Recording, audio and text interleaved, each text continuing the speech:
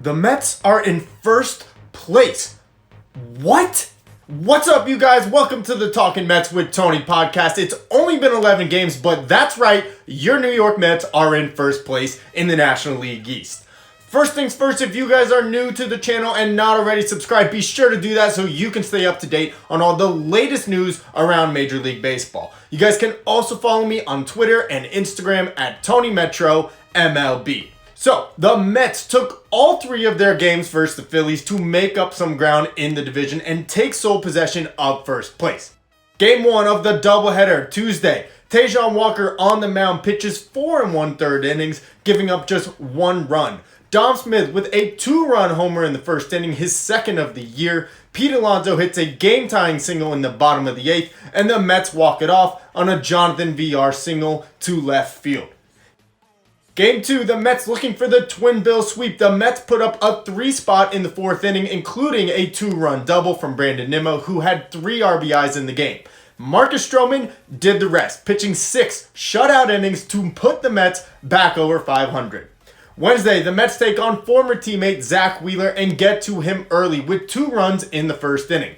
Then the Mets would never look back. David Peterson pitched his best game since 2020, 6 innings of 1-run ball, and the Mets would tack on a few more runs in the 7th and 8th, including the first home run of James McCann's Mets career, and the Mets would improve to 5-3. Next, the Mets traveled to Denver to take on the Colorado Rockies. I got good news and I got bad news. The good news, the Mets weren't rained out. The bad news, they were snowed out. The Mets arrive in an absolute blizzard and Friday's game is postponed to be made up as part of a doubleheader Saturday.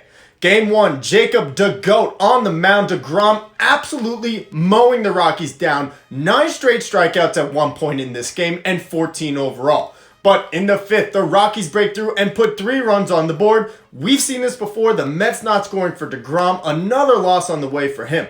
But not so fast. In the 5th, Pete Alonso with a solo shot to left. The Mets inch a little closer. On to the top of the 7th, the final inning. Remember, it's a doubleheader. James McCann with a single to open the frame before Jonathan VR hits a game-tying double to score pinch runner Albert Almora on a bang-bang play at the plate.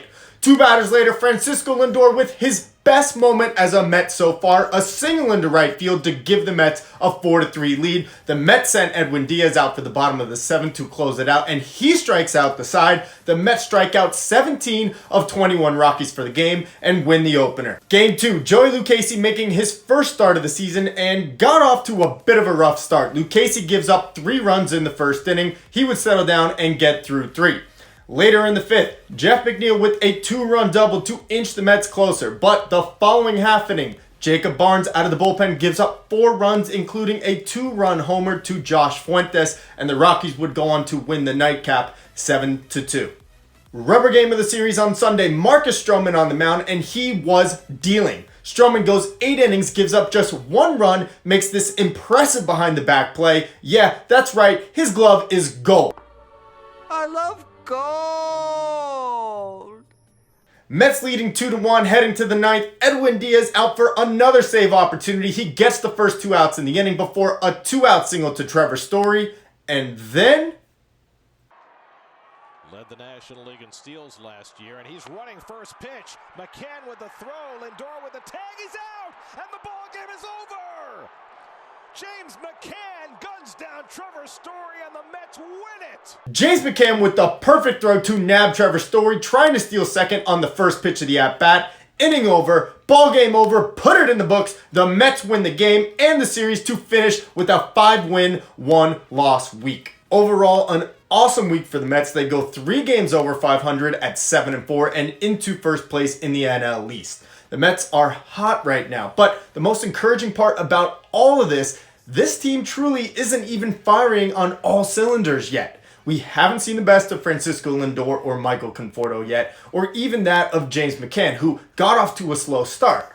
But all 3 of those guys beginning to make strides this week, starting to get a little more comfortable at the plate, it looks like. In addition, the Mets got some great news on the injury front. We heard Seth Lugo, Carlos Carrasco, and Noah Syndergaard are all progressing nicely and on pace with their expected timetable to return to the team. So, the GOATs of the week, without any doubt, has to be Marcus Stroman and Edwin Diaz. Stroman made 2 starts, combining to pitch 14 innings, giving up just 1 run. He improves to 3-0 on the year. As it stands, Marcus Stroman has pitched 20 innings in 2021, and his season ERA stands at 0.90, third in all of baseball. Give me that crow, Stroman. Keep proving me wrong. I love it.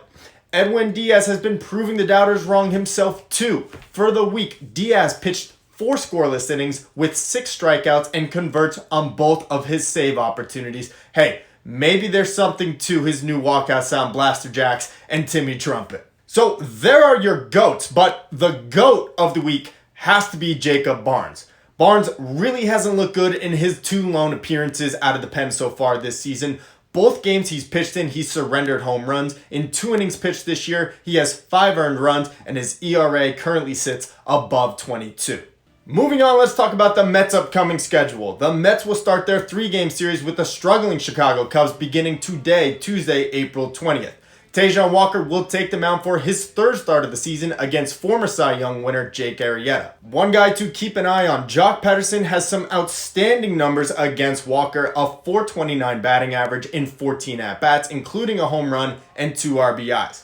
The Mets will send David Peterson out to take on Zach Davies in Game 2 of the series, and in the finale, Thursday, it will be Jacob deGrom going up against Trevor Williams. Now, let's go around the league and discuss some of the big news in Major League Baseball. The Yankees entering the weekend 5-7, looking to get back on track versus the Tampa Bay Rays, and that didn't go to plan.